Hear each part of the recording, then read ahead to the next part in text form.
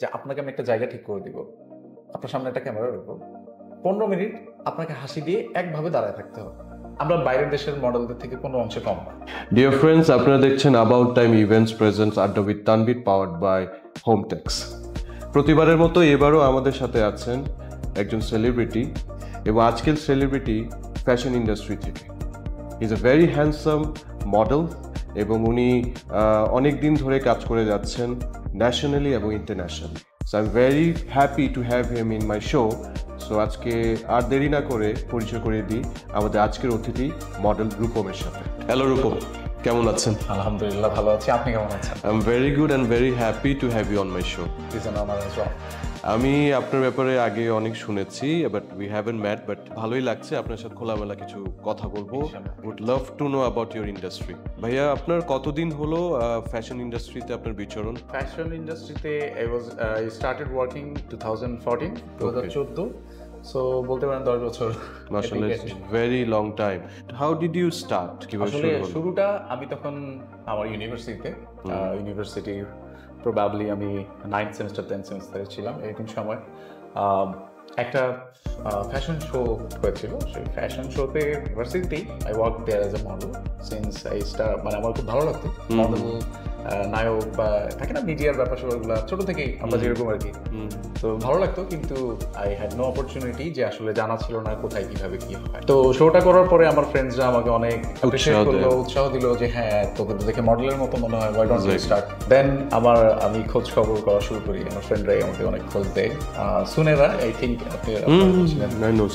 back at that time she was doing the modeling and she was at the show as well. So ও আমাকে approach করে যে ভাইয়া তুমি তো you are smart enough and you can do modeling, and ধীরে ধীরে ইনশাআল্লাহ আমি আর কি। দেশে তো অনেক কাজ করা হয়েছে, because it's been long you are working here. I would love to know যে দেশে এবং দেশের বাইরে যেহেতু আপনারা কাজ করছেন, ডেফিনেটলি কেমন লাগে, হাউ ইট ফিলস, এন্ড কোনো অ্যাচিভমেন্ট আছে নাকি বাইরের থেকে আমাদের দেশের জন্য করতে পেরেছেন? আমার কাছে মনে হয় যে ফার্স্টে আমি এক্সপিরিয়েন্সটা শেয়ার করি দেশের বাইরে কাজ করা, দেশের ভেতরে কাজ করার যে ব্যাপারগুলো, সেটা হচ্ছে আমি দুইটা জিনিস বলবো অ্যাবাউট আমাদের দেশীয় মডেল বা দেশীয় মডেলদের যে ক্যাপাবিলিটি। আমরা বাইরের দেশের মডেলদের থেকে কোনো অংশে কম না, আমাদের মধ্যে ওই সবকিছুই আছে যেটা দেশের বাইরের মডেলদের মধ্যে থাকে। ইভেন আমরা আরো বেশি ডেডিকেটেড কাজের প্রতি। 2 নাম্বার যেটা বলতে চাচ্ছিলাম সেটা হচ্ছে যে ল্যাকিংসটা আমাদের আসলে মডেলদের মধ্যে কম, ইন্ডাস্ট্রিতে বেশি। The way we work, so দেখা যাচ্ছে the process, so এই ডিফারেন্সটা আসলে এইখানে অনেক বেশি। সো দেখা যাচ্ছে যে আমি দেশের বাইরে যখন করেছি যেগুলোতে বা যখন যাই, আমি ওদের কাছ থেকে কমপ্লিমেন্ট অনেক বেশি পাই about my hard work, about my dedication to my work. আমি যেটা ওদের থেকে ফিল করি যে ব্যাক এন্ডের মানুষজনরা দে আর সো প্রফেশনাল, যেটা আমি দেশে এটার মধ্যে একটু ল্যাকিংস আছে আমাদের। বাজেট ইস্যু থাকে, তারপরে দেখা যাচ্ছে অ্যারেঞ্জমেন্টগুলো প্রপার হয় না, অনেক সময় কমিটমেন্ট ফেল হয়, এই ধরনের ইস্যুস থাকে। বাট এত অবস্টাকলের ভিতর দিয়েও আমরা যেই কাজটা আমরা করে ফেলতে পারি, সেটা কম্পেয়ার টু দেম, এই দিক থেকে আমি বলবো আমাদের ইন্ডাস্ট্রিটা অনেক আগায়, যে আমরা অনেক অবস্টাকল থাকা সত্ত্বেও যে এই জিনিসটা পুল অফ করতে পারি, দ্যাট ইজ প্রফেশনাল। এটা আসলে এরকমই হওয়ার কথা ছিল বা এরকম হওয়া উচিত। আমরা ওদের থেকে বেশি কেপেবল, এটা ওনারাও বলে যে মানে আমরা হচ্ছে আমরা হয়তোবা খুব মানে we learn it in a hard way. Maybe that's why মানে nothing comes in a full platter. এটা তো কখনোই না আসলে। সো দেশের বাইরের কিছু এক্সপিরিয়েন্স আমাদের সাথে যদি শেয়ার করতেন, যদি কোনো উপস মোমেন্ট বা কোনো এরকম সিচুয়েশনে আপনি পড়ছেন, বাট যেটা আপনি খুব টেকনিক্যালি বা স্মার্টলি ডিল করতে পারছেন। হ্যাঁ, এরকম এক্সপিরিয়েন্স আসলে আছে, তা থাকে না, কারণ ইন্ডাস্ট্রিগুলো আসলে সব ইন্ডাস্ট্রির মধ্যে কিছু কিছু জিনিস থাকে নর্মস থেকে যেগুলো ভেরি কমন, আর কিছু কিছু থাকে যেগুলোতে ডিফারেন্স পাওয়া যায়। কমপ্লিমেন্টের দিক থেকে আগে বলি, আমার যেমন ফার্স্ট টাইম আমি যখন পাশের দেশ ইন্ডিয়ায় আসলে মডেলিং এর জন্য যাই, সেখানে ফার্স্ট টাইম আমি শুট করার পরে তাদের যে এজেন্সির উনি হেড অফ দ্য এজেন্সি ছিলেন আর কি, উনি সামহাউ উনি ভিজিটে আসছিলেন ওই দিন। উনি ফার্স্টে জিজ্ঞেস করেন যে আমি কোন কান্ট্রি থেকে আসছি। হি ডিড নট নো যে আসলে আমি বাংলাদেশি বা বাংলাদেশ থেকে এসেছি। So it's a very big agency, so ultimately উনি সব মডেলকে ওইভাবে চেনেও না, জানেও না। সো থাকে না যে জাস্ট এসে উনি ওয়াক ইন করার পরে উনি সামহাউ কিছুক্ষণ দাঁড়ায় থাকার পর যে হুইচ কান্ট্রি ইজ ফ্রম, তো তারপরে সামওয়ান সেড, এবং মাই ম্যানেজার যেটা ওখানে আমার টেক কেয়ার করছিলেন, সে বলছে শি ইজ ফ্রম বাংলাদেশ। তো that time he was shocked and kinda asked, is he really from Bangladesh? তো why did he say so মানে কি মনে হয় exactly that clicked my mind যে আসলে উনি কেন এই কথাটা বলছেন। রাইট তো উনি বললেন যে ইউজুয়ালি আমরা বাংলাদেশ থেকে খুব একটা মানুষজন পায় না মডেল পায় না। তখন আমি বুঝলাম যে আমাদের দেশের মানুষজন এইগুলোতে অ্যাপ্লাই করে না বা হয়তো বা থাকে না যে they don't know even they don't know even there are so many platforms উনি অ্যাড করলেন যে your features are not বাংলাদেশিদের মতো না, ইউজুয়াল বাংলাদেশিদের মতো না, একটু ডিফারেন্ট, তোমাকে দেখে হঠাৎ করে বাংলাদেশি মনে হয় না। So that was a compliment from me, from his side, and there was the photoshoot client as well. They praised me a lot because of the first time I was doing a shoot for them, and they instantly offered me 5-year contract, যেটা খুবই rare ওদের ওখানে। So যদিও আমি turn down করতে হয়েছিল because I had other commitments over here. Rina লতিফের show ছিল কিছুদিন পরে, যে আপনি যদি আপনার কাজে ভালো করতে চান, আমার কাছে মনে হচ্ছে ডেডিকেশনের সাথে সাথে কমিটমেন্টটাও হ্যাঁ থাকতে হবে, কারণ প্রফেশনালিজমটা আসলে কমিটমেন্ট থেকেই আসে। If you can keep your word, তাহলে আলটিমেটলি আপনার dedication will pull it off at the end of the day. আমি যদি জানতে চাই রূপমের কাছ থেকে যে how many awards are in your belt? Achievement আমার কাছে আসলে কাজের দিক থেকে অ্যাচিভমেন্টের চেয়ে আমার কাছে সব থেকে বেশি ভ্যালুয়েবল জিনিস হচ্ছে মানুষজন আমার ইন্ডাস্ট্রিকে কিভাবে দেখলো, অ্যান্ড আমি আমার ইন্ডাস্ট্রিকে বা দেশকে কিভাবে বাইরের দেশে রিপ্রেজেন্ট করতেছি। সো থাকে না যেখানে থাইল্যান্ড থেকে মডেল নিয়ে এসে বাংলাদেশে শো করা হয় বা শুট করা হয়, সেখানে বাংলাদেশ থেকে একটা মডেল থাইল্যান্ডে যে কাজ করতেছে, তখন ওনারা জিজ্ঞেস করে যে তোমার ইন্ডাস্ট্রিতে কি তোমার মতো আরো কেউ আছে? So the appreciation is what appreciationটা খুব শুনতে খুব ভালো লাগে। It's award for you. Award ঠিক আছে, ইন্সপায়ারিং সব সময় সবার জন্য, but I don't actually work for the awards. আমার কাছে মানুষজনের ভালোবাসাটাই অ্যাওয়ার্ডের থেকে, কাজের অ্যাপ্রিসিয়েশনটাই ম্যাটার করে। You reminded me of my old time মানে when I started. আমি এটুকু বলতে চাইবো যে এখন আপনাকে দেখে রূপম যেরকম এক্সপিরিয়েন্সড, ইট শোজ, অ্যান্ড আপনার কাজের মাধ্যমে আমরা দেখতে পাই যে কত ভালো ভালো কাজ আপনি করছেন, আপনার বেল্টে আছেন। ওয়েন ইউ স্টার্টেড ডেফিনেটলি আপনি বলছিলেন সুনায়রার কথা, এবং শি মোটিভেটেড দেন, অ্যান্ড মুকুল ভাইয়ের সাথে আপনার কাজটা শুরু, গ্রুমিং অ্যান্ড এভরিথিং। সো আপনাকে যখন মুকুল ভাই পেলো, তখন আপনি ওখান থেকে এখন পর্যন্ত what are the transformations you had? যে জিনিসটা হচ্ছে যে আমি এই ইন্ডাস্ট্রিতে যখন 2014 সালে কাজ শুরু করলাম, ফ্যাশন ইন্ডাস্ট্রির ব্যাপারটা ছিল অনেকটা এরকম যে আমার ফিচারের মানুষজন দে উড প্রেফার ওই সময়টাতে আসলে থাকে না, ওই সময় একটা ট্রেন্ড ছিল এরকম যে কিউট লুকিং চকলেটিশ একটা থাকে না, এই ধরনের ছেলেদের কাজের সংখ্যা বেশি ছিল। এন্ড অলসো আমার 2015-এ আমার একটা জিনিস হচ্ছে আমি একটু ফাস্ট ফ্যাশন পছন্দ করি, that's why I am into fashion. So থাকে না যে আমার কাছে সবসময় মনে হয় ফ্যাশন অলওয়েজ ইভলভস, যারা এই আসলে ইভলিউশনের সাথে নাই তারা ফ্যাশনের সাথে পড়ে যায়, ব্যাকডেটেড যেটাকে বলে usually.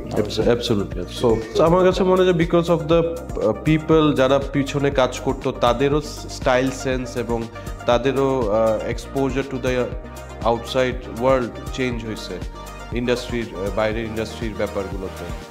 So if you have to change something আমাদের ইন্ডাস্ট্রিতে, তাহলে হোয়াট উড বি দ্যাট? একটা ইন্ডাস্ট্রি কাজ করে কাদের বিভিন্ন ফ্যাশন ব্র্যান্ড আছে বাংলাদেশে, একটা দুটো বাদ দিয়ে বাকি যেই সব ফ্যাশন ব্র্যান্ডগুলো আছে, আমার যথেষ্ট সন্দেহ আছে যে তাদের ফ্যাশন সম্পর্কে কোনো আইডিয়া আছে। সো দেখা যাচ্ছে বাংলাদেশে 2-3টা রিনাউন্ড ব্র্যান্ড আছে যারা বেসিক্যালি এই জিনিসগুলো বোঝে। এই ব্র্যান্ডগুলো কি ডিরেক্ট কাজ করে না এজেন্সি থ্রুতে কাজ করে? কারণ কিছু কিছু আছে যারা এজেন্সি হায়ার করে কাজ করছে, তো এজেন্সি নোজ देयर বিজনেস, নিজেদের বেস আছে বা নিজেদের টিম আছে অফিসে যারা এই ধরনের কাজগুলো করে।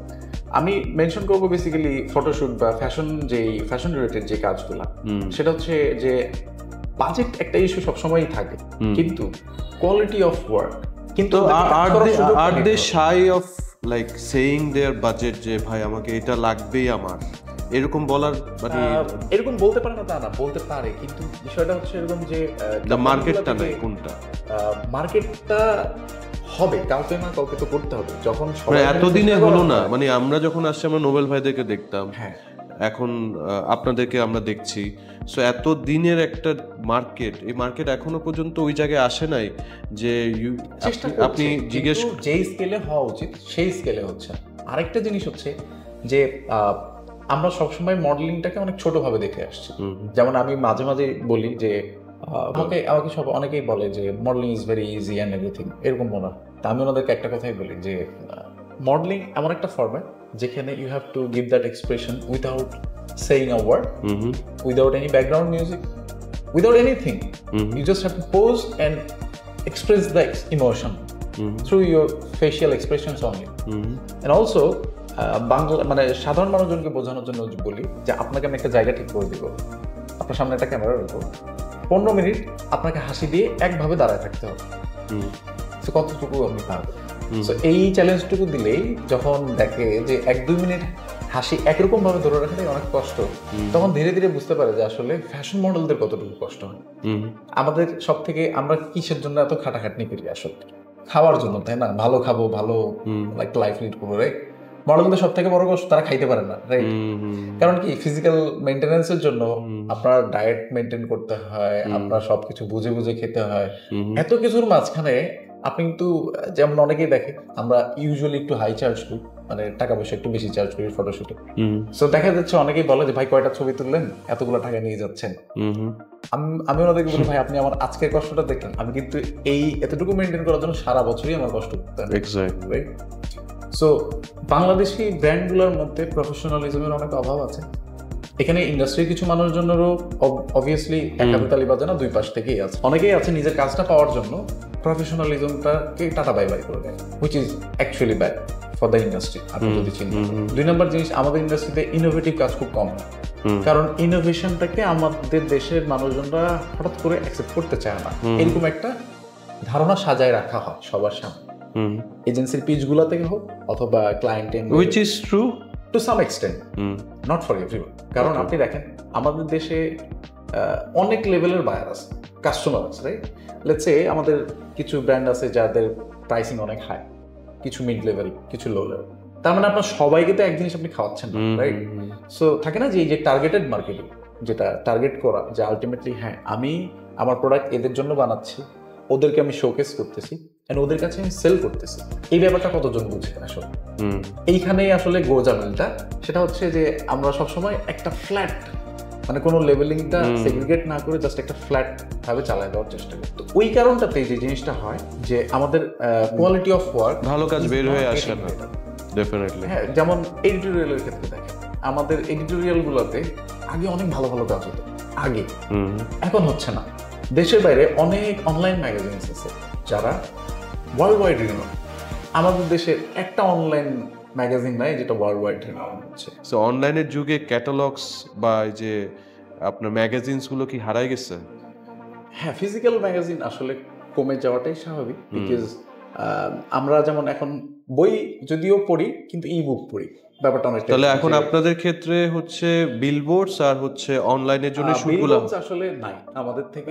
2015 থেকে আসলে ঢাকাতে তো বিলবোর্ড ইউজ করা অনেক কমে গেছে। ওকে, খুব লিমিটেড অ্যামাউন্ট অফ বিলবোর্ড ঢাকাতে। তো যে ফটোশুটগুলো করছেন এগুলো সব অনলাইনের জন্য? Basically those are for websites and social media, social handles থাকে না যে এটা পুরোটাই এখন সোশ্যাল মিডিয়া কেন্দ্রিক হয়ে গেছে।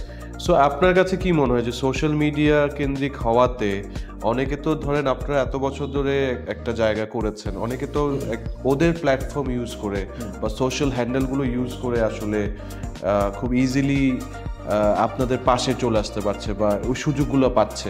সো ওই জিনিসটাকে আপনি কিভাবে দেখেন? আমি এটা অ্যাপ্রিশিয়েট করি আসলে, বিকজ ওই যে আমি ফার্স্টেই বলছিলাম যে যখন আমার ইচ্ছাটা হলো, কিন্তু তখন আমি আসলে বুঝতে পারছিলাম যে আমি কিভাবে কি স্টার্টটা করবেন কিভাবে। এখন আমাদের নতুন জেনারেশনের ওদের জন্য অনেক ইজিয়ার হয়ে গেছে, বাট এট দ্য এন্ড মানে এট দ্য সেম টাইম এটা একটা ড্রব্যাক। কিরকম? Because when you earn something doing a very hard work, you know the value of it. যখন খুব ইজিলি সেটাকে পাওয়া যায় তখন you usually don't get that value and also you don't respect that work. যেটা আমি new জেনারেশনের কিছু নতুন ছেলেমেয়ের মধ্যে দেখলাম। স্বরূপম, আজকে থেকে আফটার 10 years নিজেকে কোন জায়গায় দেখতে চাও? আফটার 10 years আমি সবকিছু আসলে 10 times মাল্টিপ্লাই চাই, 10 times maybe 100 times, who knows, but definitely আমার এখন মানুষজন আমাকে যে পরিমাণ ভালোবাসে আমি সেটার মাল্টিপ্লিকেশন চাই, যেন 10 বছর পর মানুষজন আমাকে, আমি এমন কোনো কিছু করতে পারি যেন মানুষজন আমাকে আরো বেশি ভালোবাসে। তার মানে আরো 10 times বেটার কাজ করতে চাও, ইনশাআল্লাহ। ওকে, ফাইন। আমরা আমাদের একদম প্রোগ্রামের শেষে চলে আসছি। আই হোপ যে ভাবেই এই জার্নিটা আপনার ছিল, সো আরো স্মুথলি যাক। বাট যাওয়ার আগে আরেকটা প্রশ্ন, জাস্ট লাস্ট প্রশ্ন, সেটা হচ্ছে যে মডেলিং তো অনেক হলো, so would you love to see yourself in any other profession? Decide my corporate career, আমি যেটা চাই সেটা হচ্ছে যে আগে থেকে আমার একটুখানি ইচ্ছা ছিল অ্যাক্টিংয়ের দিকে যাওয়ার, কারণ মডেলিংটা তো আমি অনেক বড় হয়ে জানতে পারছি যে ফ্যাশন মডেলিং বলে একটা জিনিস আছে বা র্যাম্পেনের দিকে। ছোটবেলা থেকে কিন্তু আমরা মুভি দেখে বা মুভি নাটক এগুলো দেখে আসলে বড় হয়েছি। তো দেখা যাচ্ছে যে আগামীতে যদি ভালো কোনো প্রজেক্ট আমি আমার সাথে মিলে, আমার চিন্তা ভাবনার সাথে মিলে, definitely I want to do movies. আমি মুভিতে যেতে চাই, এটা একটা মনের সুপ্ত ইচ্ছা আছে এখন পর্যন্ত। দেখা যাক ইনশাল্লাহ আল্লাহ যদি সেরকম কোনো কিছুর সাথে কানেক্ট করে দেয়। Let's hope for the best. And আমাদের দর্শকদের জন্য যদি কিছু বলার থাকে, ফিউ ওয়ার্ডস। দর্শকদের প্রতি একটাই জিনিস, সেটা হচ্ছে যে আমাকে যতখানি ভালোবাসা আপনারা এতদিন দিয়েছেন সেটা দিতে থাকবেন। আর ফ্যাশন মডেলরাও একটা প্রফেশনের ভেতরে কাজ করে, প্রত্যেকটা ইন্ডাস্ট্রিতে যেমন ভালো খারাপ থাকে সেরকম ফ্যাশন ইন্ডাস্ট্রিতেও আছে। আর ফ্যাশন মডেলদের যেই অরা বা লাইফস্টাইল সেটা আপনাদের অনেক ভালো লাগে আমি জানি। অ্যান্ড আপনারা আমাদেরকে যদি সাপোর্ট করেন তাহলেই হচ্ছে এই ভালো ভালো কন্টেন্ট বা ফ্যাশন মডেলদেরকে আপনারা আগামীতে দেখতে পাবেন ইনশাল্লাহ। Thank you so much friends. আজকে পর্যন্ত এতটুকু, দেখা হবে আবার অন্য কোনো আড্ডায় অন্য কোনো বন্ধুর সাথে।